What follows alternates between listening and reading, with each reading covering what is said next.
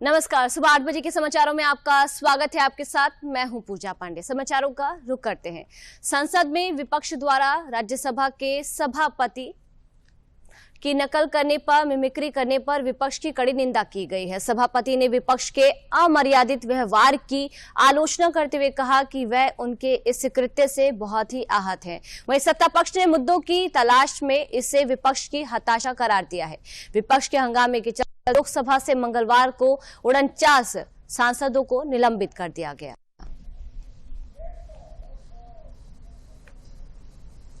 आगे बढ़ते हैं। संसद की सुरक्षा में सेंधमारी के मामले पर जारी सियासत के बीच भाजपा के संसदीय दल की बैठक में पीएम मोदी ने एक अहम टिप्पणी की। पीएम मोदी ने भाजपा संसदीय दल की बैठक में कहा कि लगता है कि संसद में सुरक्षा में सेंध लगाने वालों को विपक्ष का समर्थन हासिल है। पीएम मोदी ने इंडी गठबंधन पर हमला बोलते हुए कहा कि विपक्ष सरकार गिराना चाहता है, लेकिन हम देश के सुनहरा भविष्य को सुरक्षित करना चाहते हैं। मुख्यमंत्री योगी आदित्यनाथ की अध्यक्षता में कल प्रदेश कैबिनेट की बैठक हुई। योगी कैबिनेट की बैठक में 1 दर्जन से अधिक प्रस्ताव पर मुहर लगी। प्रदेश कैबिनेट बैठक में औद्योगिक विकास विभाग के प्रस्ताव प्लॉट के खरीदारों को तुरंत रजिस्ट्री कराई जाए।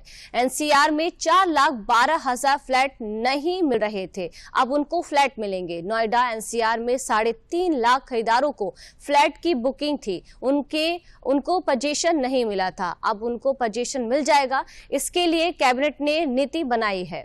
लखीमपुर की चंदन चौकी में विद्यालय के लिए लीज पर भूमि आवंटित किए जाने, ग्राम पंचायतों तक ऑप्टिकल फाइबर केबल बिछाने, एसजीपीजीआई में एडवांस प्रेडिक्ट केंद्र स्थापित किए जाने के प्रस्ताव कैबिनेट ने पास किए हैं।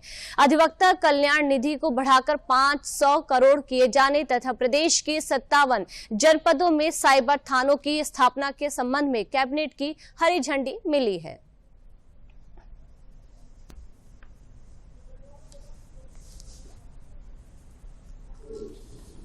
मोबाइल टावर नहीं है या फिर मोबाइल की जो फैसिलिटी है जहां पर लोग नहीं अवेल कर पा रहे हैं, ऐसे गांव में खास तौर से वन विभाग की जमीन पर ऑप्टिकल फाइबर केबल बिछाने तथा मोबाइल कनेक्टिविटी से वंचित गांव में 4G मोबाइल सेवाओं को उपलब्ध कराने के लिए ये लीज रेंट में और प्रीमियम में छूट दी जा रही है। अधिवक्ता कल्याण निधि में जैसा कि जानते हैं कि किसी भी माननीय अधिवक्ता की मृत हो जाने पर उसको 1.5 लाख से बढ़ाकर 5 लाख रुपए उसको अधिवक्ता कल्याण निधि के रूप में निधि के माध्यम से उसको परिवार को, उसके सक्सेसर को दिए जाते थे। इस समय जो प्रस्ताव आया है उसमें 100 करोड़ रुपए का इजाफा करने का आया। 100 करोड़ रुपए इस कॉर्पस फंड में इजाफा कर दिया जाए। इसके ब्याज से ही ये रकम दी जाती है उन परिवारों को जिन परिवारों में प्रैक्टिसिंग लॉयर की डेथ हो जाए तो उसकी। ज्ञानवापी मामले में मंगलवार इलाहाबाद हाईकोर्ट से मुस्लिम पक्ष को बड़ा झटका लगा है। इस मामले में सिविल वाद की पोषणीयता को चुनौती देने वाली मस्जिद की इंतजामिया कमेटी और वक्फ बोर्ड की याचिका खारिज कर दी गई। इलाहाबाद हाईकोर्ट ने कल ज्ञानवापी विवाद से जुड़ी 5 याचिकाओं पर अपना फैसला सुनाया। ये आदेश न्यायमूर्ति रोहित रंजन अग्रवाल की सिंगल बेंच ने दिया है। सुनवाई पूरी होने के बाद हाईकोर्ट ने 8 दिसंबर को अपना फैसला सुरक्षित रखा था। हाईकोर्ट ने पोषणीयता और एएसआई सर्वे के मामले पर मुस्लिम पक्ष की आपत्ति की खारिज कर दी है। इसके साथ ही ज्ञानवापी विवाद को लेकर जिला कोर्ट वाराणसी में 1991 में दाखिल अर्जियों पर सुनवाई का रास्ता साफ हो गया है। हाई कोर्ट ने 1991 के मुकदमे के ट्रायल को मंजूरी देते हुए वाराणसी की अदालत को 6 महीने में मुकदमे की सुनवाई पूरी करने का आदेश दिया है। एएसआई सर्वेक्षण के मामले में भी हाई कोर्ट ने मुस्लिम पक्ष की याचिका खारिज कर दी है। अब एएसआई का जो सर्वे हुआ है वही मान्य होगा। अगर कुछ और सर्वे करना चाहेंगे तो कोर्ट में हिंदू पक्ष अर्जी दे सकता है। बता दें कि 3 याचिकाएं 1991 में वाराणसी की अदालत में दाखिल किए गए केस की पोषणीयता से जुड़ी हुई थी, जबकि बाकी 2 अर्जियां एएसआई के सर्वेक्षण आदेश के खिलाफ दाखिल की गई थी।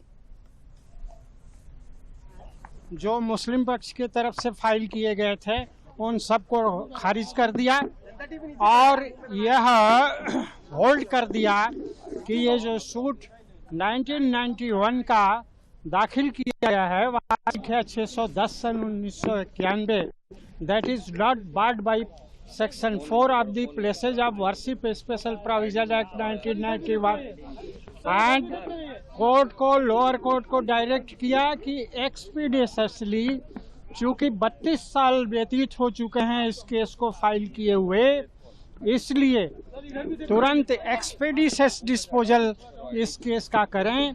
और लोअर कोर्ट को डायरेक्ट किया है कि विद इन 6 मंथ्स इस केस को फाइनल जजमेंट जो है वो प्रोनाउंस करे।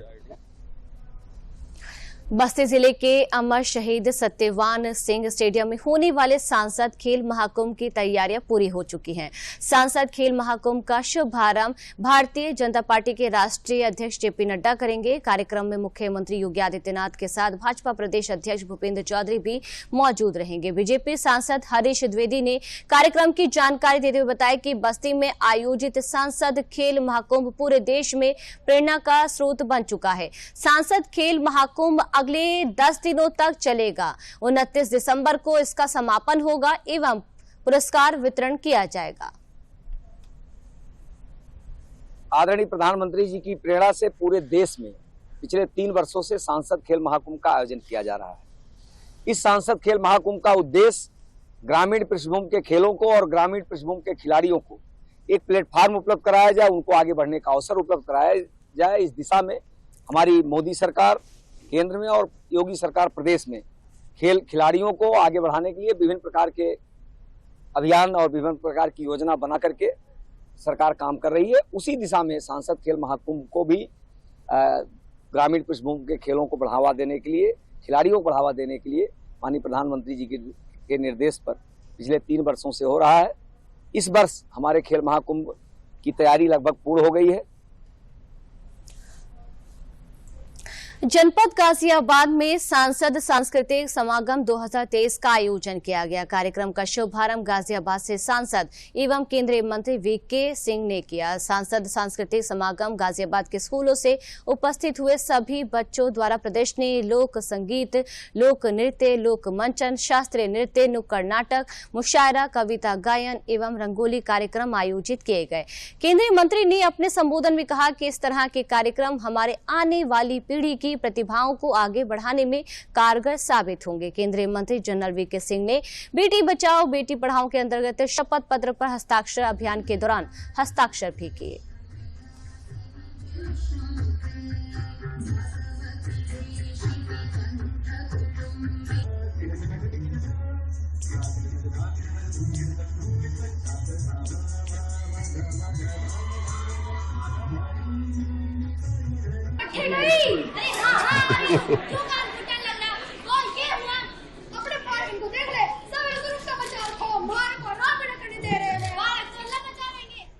देखिए, एक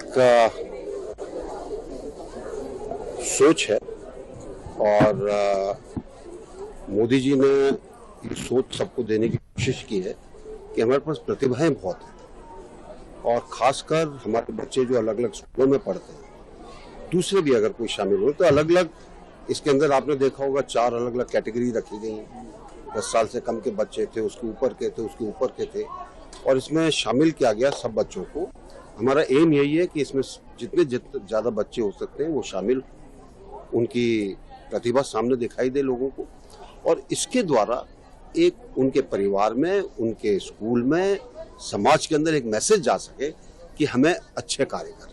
हमने परफॉर्मेंस दी है, एक लोक कथा लगाई है, उसमें हमने बताया है कि हमने एक मॉरल दिया है और वो हमें सबको देना भी चाहिए। Moral are very important in our lives.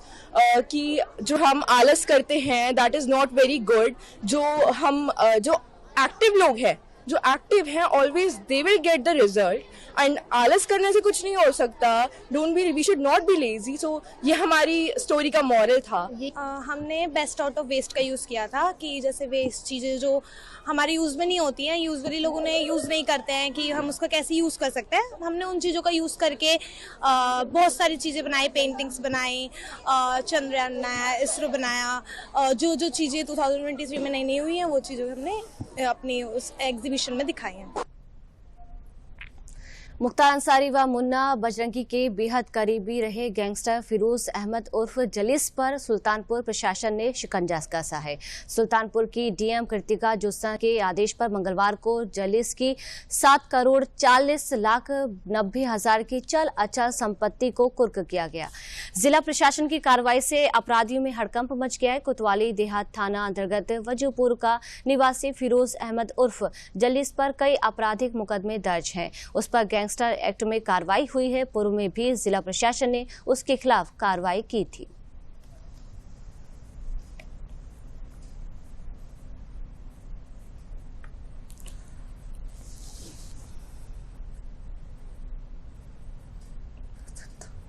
उर्फ जलीस अहमद जो कि वजूपुर गांव के रहने वाले हैं। इनकी कथित रूप से जो अपराध से अर्जित की गई संपत्ति है उस संपत्तियों के कुर्की की कार्यवाही जिलाधिकारी महोदया के आदेश के क्रम में आज चल रही है। इनके विरुद्ध गिरोहबंद अधिनियम के अंतर्गत मुकदमा दायर किया गया था। 14(1) के अंतर्गत लगभग 7,40,00,000 से अधिक की संपत्ति है, अचल और चल संपत्ति, जो कि कुल 9 गाँव में है इनकी। और उन सभी संपत्तियों को करके उस पर वो लगाए गए हैं, बैनर लगाए गए हैं, पोस्टर लगाए गए हैं। अब नजर डालते हैं विकसित भारत संकल्प यात्रा से जुड़ी खबरों पर।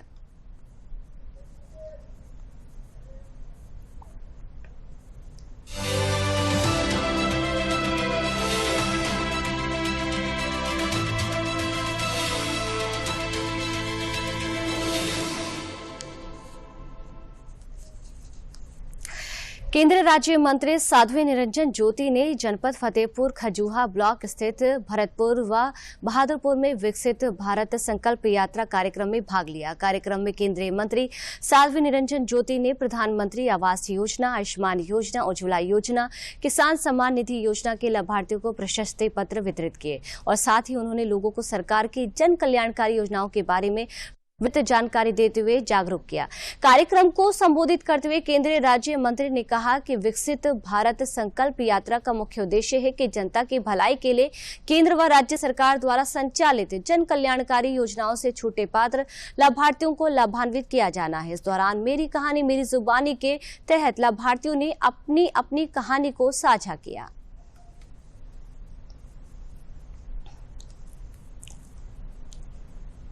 देखिए, दिशा की बैठक का मतलब है जो काम चल रहे हैं उनको बहुत तेज गति से किया जाए, क्योंकि अभी भारत विकसित यात्रा चल रही है। उसके माध्यम से जो लाभार्थी छूटे हुए हैं उनका अधिक से अधिक मात्रा में रजिस्ट्रेशन करवाया जाए। जब भी योजना लागू होगी वो तत्काल उनको मिलेगी। और दिशा कमेटी एक तरह से पार्लियामेंट है, अपने अपने क्षेत्र के विषय हुआ और उन विषयों पर अधिकारियों ने गंभीरता से लिया भी है और पहले जो बैठक में हुए थे उनका भी निपटारण हुआ है। और अब काशी तमिल संगम से जुड़ी खबरें।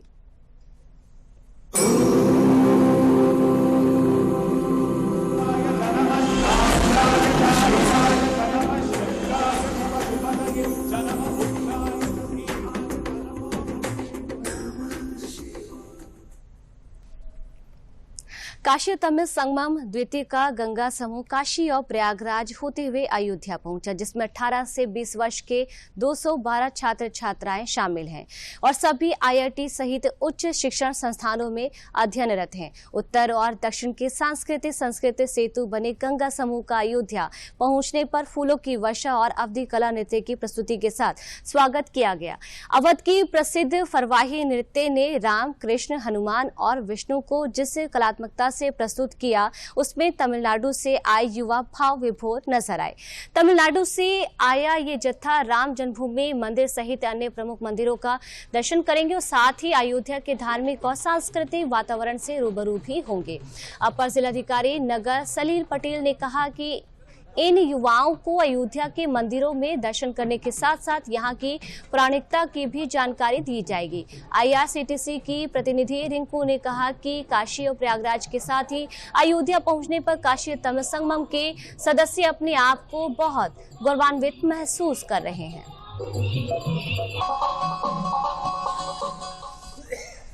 ये काशी तमिल संगम का द्वितीय वर्ष है और लगभग 212 यहाँ पर आए थे। हमारे जो विशेष अतिथि हैं तमिलनाडु से आए हुए और वाराणसी के बाद प्रयागराज और उसके बाद ये तीसरा जो पड़ाव था अयोध्या, यहाँ पर अभी इनका आगमन हुआ है और ये कल पूरा अयोध्या जो प्रमुख स्थल है, धार्मिक स्थल है, उनका विजिट करेंगे और साथ में उनको यह बताया जाएगा कि यहाँ अयोध्या की जो पौराणिकता है उसके बारे में अवगत कराया जाएगा। कुछ तमिल भाषी भी हमारे साथ हैं जो यहाँ पर सर्विस कर रहे हैं, CRPF, उनको भी हमने बुलाया हुआ है, जिससे कि इस भाषा को कम से कम, इस जो बैरियर है उसको कम किया जाए। और कहीं ना कहीं ये जो सांस्कृतिक सेतु के लिए एक बहुत ही अच्छी पहल है और एक सक्सेसफुल प्रोग्राम लास्ट ईयर भी था और इस साल भी रहेगा। इन लोगों को तमिल से जब भी आते हैं, इनको राम मंदिर भी बन रहा है, उनके बारे में भी इनको पता चलता जा रहा है। जैसे हम लोग पहले वाराणसी का पूरा कवर किया, वहाँ की इनको नॉलेज हुई, पहले नहीं पता था, काफ़ी कुछ सीखे। जैसे काशी विश्वनाथ टेम्पल में सीखा, सारनाथ के बारे में इन्होंने जाना, एवं गंगा आरती भी देखा, तो भी इनको वो चीज़ पहले कभी नहीं मिला था। और ऐसे ही अभी हम लोग प्रयागराज में भी संगम में देखते हुए आए। काशी और संगम से, काशी तमिलनाडु संगम में बहुत खुशियों, इतना मेहनत के लिए गवर्नमेंट के, और बहुत खुशियों, हम पूरा बहुत खुशियों, हम पूरा स्टूडेंट में अलग अलग सिटीज़ में आ रहा हो और ये नया कल्चर में हम सीखे, वो अच्छा है। और I would like to thank our honourable prime minister Narendra Modi ji for organising this much. पहले तो मैं मेरा शुक्रिया देना चाहता हूँ प्राइम मिनिस्टर श्री नरेंद्र मोदी जी से और IRCTC और मिनिस्ट्री ऑफ एजुकेशन से, ये हमें मौका दिया है काशी तमिल संगमम 2.0 के हिस्सा बनने का। काशी तमिल संगमम 2.0 काशी और तमिलनाडु दोनों के कल्चर को मिक्स करता है और हमें दिखाने की इच्छा देता है कि दोनों कल्चर कैसे एक जुड़े हैं और एक श्रेष्ठ एक भारत का कैसा यहाँ एक्चुअल उपयोग किया जा रहा है। मेरठ में भारत सरकार द्वारा आयोजित 2 दिवसीय स्मार्ट इंडिया हैकाथॉन प्रतियोगिता का आयोजन हुआ। कार्यक्रम का उद्घाटन प्रदेश सरकार में व्यावसायिक शिक्षा एवं कौशल विकास राज्य मंत्री कपिल देव अग्रवाल ने किया। कपिल देव अग्रवाल ने कहा कि इस कार्यक्रम में 11 से अधिक राज्यों से छात्र आए हैं। उन्होंने कहा कि आज जिस प्रकार शोभित विश्वविद्यालय में देश के युवा इकट्ठा होकर देश के विभिन्न समस्याओं पर कार्य कर रहे हैं, ये प्रशंसनीय है। निश्चित रूप से इससे हमारे देश में बहुत बदलाव आएंगे। कार्यक्रम में 12 राज्य से आए हुए छात्र छात्राओं ने इस आयोजन के लिए प्रधानमंत्री नरेंद्र मोदी को धन्यवाद दिया।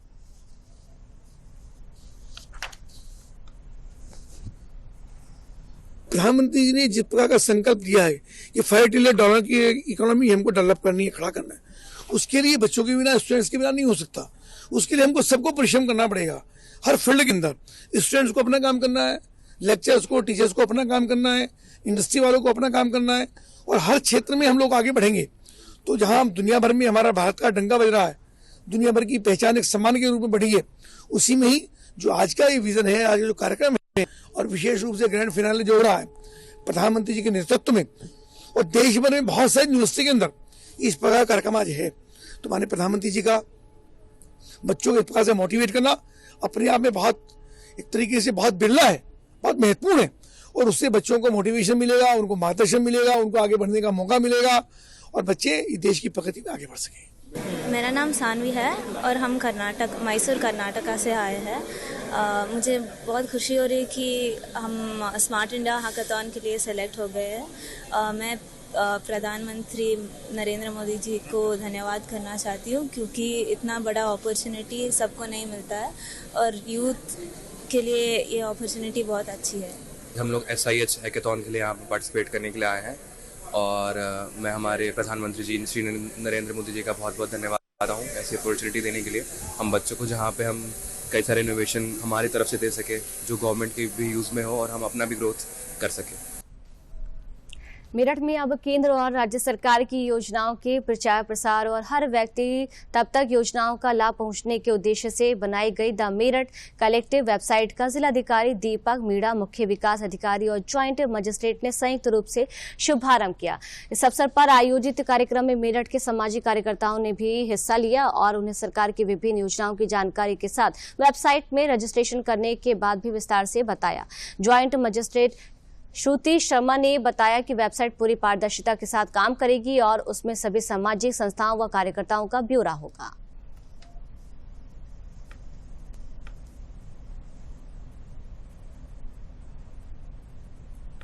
आज ही डीएम सर द्वारा एक पोर्टल का लॉन्च किया गया है, meerutcollective.org वो पोर्टल है। और उसकी जो संकल्पना थी वो इस तरह से की गई कि हमें कई बार जो NGOs हैं वो अपने एरिया में बहुत काम करते हैं, जो प्रशासन है अपने एरिया में काफ़ी काम करता है, बट दोनों में कई बार कोऑर्डिनेशन नहीं होता, कई बार जानकारी नहीं होती है कि इस एरिया में कुछ NGOs ऑलरेडी काम कर रहे हैं।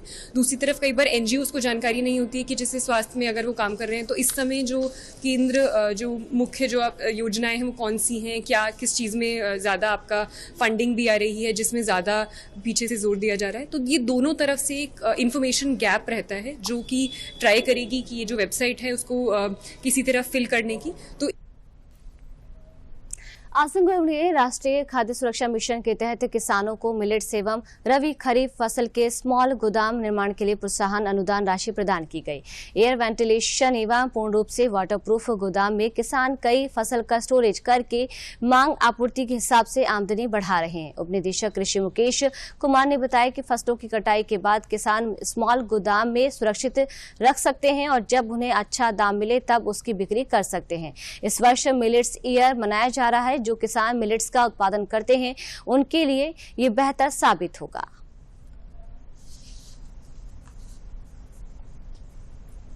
यह मिनी गोदाम मुझको एग्रीकल्चर विभाग से अनुदान पर मिला हुआ है। इससे हमको बहुत ज़्यादा लाभ होता है। गेहूं और धान के सीजन में इसमें धान गेहूं चावल रखा जाता है और बरसात के सीजन में जब हम प्याज की खेती करते हैं तो उसमें हम प्याज रखवाते हैं। प्याज हम 8 महीने तक इसमें स्टोर करते हैं। जब अच्छा रेट आता है तो उसको बेचते हैं। अगर जिस समय प्याज पैदा होती है उस समय बिना रेट का रहता है तो 8 महीने रखने के बाद प्याज का हमको अच्छा रेट मिल जाता है। इस नाते राष्ट्रीय खाद्य सुरक्षा मिशन के तहत शासन द्वारा आजमगढ़ के कृषकों के लिए हम लोग स्मॉल गोदाम का निर्माण कराते हैं, जिसमें कृषक बंधु अपने खरीफ रबी की जो फसलें कटाई के उपरांत उत्पादन होता है वो सुरक्षित रख सकते हैं और जब उनका मूल्य अच्छा मिले उनको तो वो बाजार में बिक्री कर सकते हैं। जनपद बलरामपुर के MLK कॉलेज झांकी मैदान में all India prize money hockey प्रतियोगिता शुरू हुई। से प्रतियोगिता 23 दिसंबर तक चलेगी। प्रतियोगिता का उद्घाटन match state authority of India Rourkela एवं NI रेलवे गोरखपुर के मध्य खेला गया। सेल राउरकेला की टीम ने NE रेलवे को 1 के 2 गोल से हराकर अगले राउंड में प्रवेश किया। जनपद में 1938 से शुरू हुई हॉकी प्रतियोगिता को हॉकी इंडिया द्वारा B ग्रेड मान्यता प्राप्त है। पूर्व में इसका आयोजन बलरामपुर स्टेट राज्य परिवार द्वारा किया जाता था। वर्तमान में इसका आयोजन MLK कॉलेज प्रबंध समिति द्वारा किया जा रहा है। इस हॉकी प्रतियोगिता में मेजर ध्यानचंद, अशोक कुमार, RP सिंह सहित कई राष्ट्रीय एवं अंतर्राष्ट्रीय खिलाड़ी पूर्व में प्रतिभाग कर चुके हैं। प्रतियोगिता में गुजरात, मध्य प्रदेश, महाराष्ट्र, तमिलनाडु सहित 8 प्रदेशों से 14 टीमें प्रतिभाग कर रही हैं। विजेता को 1000 व उप विजेता को 51,000 रुपए व पुरस्कार में दिया जाएगा।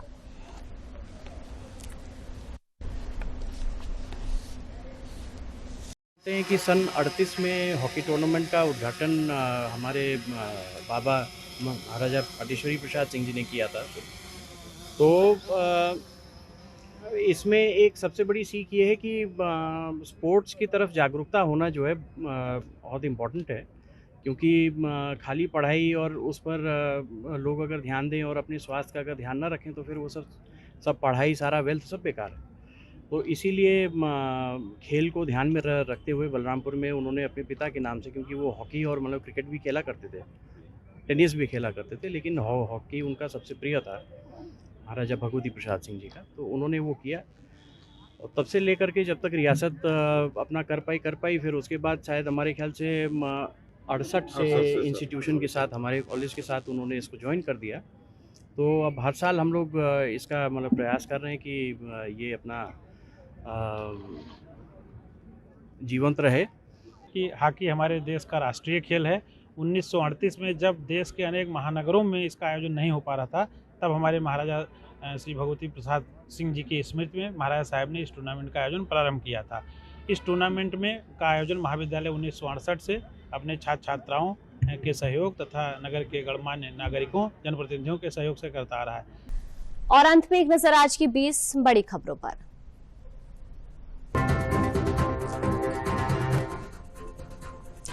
30 दिसंबर को पीएम मोदी अयोध्या को 3000 करोड़ की योजनाओं की सौगात देंगे। मर्यादा पुरुषोत्तम श्री राम हवाई अड्डे के लोकार्पण के बाद एक जनसभा को संबोधित करेंगे। इसको लेकर तैयारियां तेज कर दी गई हैं।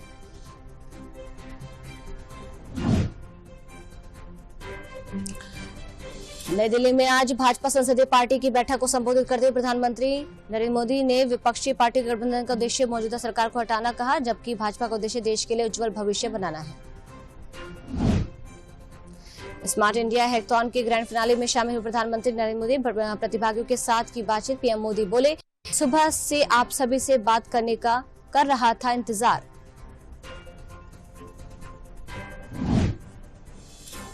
बीजेपी अध्यक्ष जेपी नड्डा और सीएम योगी आज बस्ती में खेल महाकुंभ का उद्घाटन करेंगे। इसके बाद गोरखपुर में भाजपा संगठनात्मक बैठक को संबोधित करेंगे।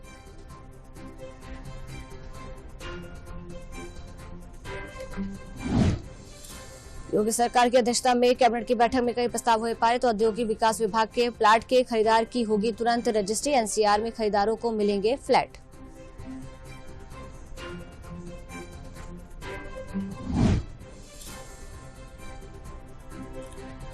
प्रदेश कैबिनेट के फैसले में ग्राम पंचायतों तक बिछाया जाएगा ऑप्टिकल फाइबर केबल। पीजीआई में एडवांस प्रेडिक्ट केंद्र की होगी स्थापना। अधिवक्ता कल्याण निधि को 500 करोड़ किए जाने का प्रस्ताव। यूपी के मकान दुकान का नक्शा पास करने की नियमावली में हुआ बड़ा बदलाव। निर्माण का शुल्क 1 माह में नहीं जमा करने पर नक्शा होगा निरस्त। विपक्षी हंगामे के बीच फिर लोकसभा से 49 सांसद निलंबित। आसन की गरिमा की खिल्ली उड़ाने पर राज्यसभा सभापति ने जताई नाराजगी। कहा, आज दिखा सबसे निचला स्तर।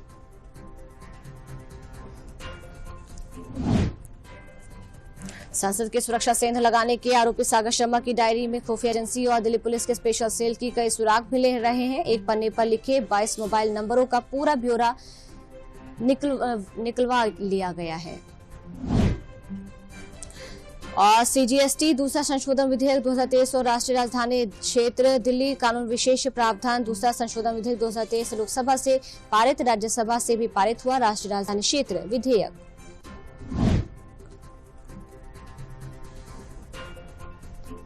ज्ञानवापी मामले में इलाहाबाद हाईकोर्ट का बड़ा फैसला। कोर्ट ने मुस्लिम पक्ष की 5 याचिकाओं को किया खारिज। हिंदू पक्ष के 1991 में दर्ज कराए गए केस पर सुनाया गया फैसला।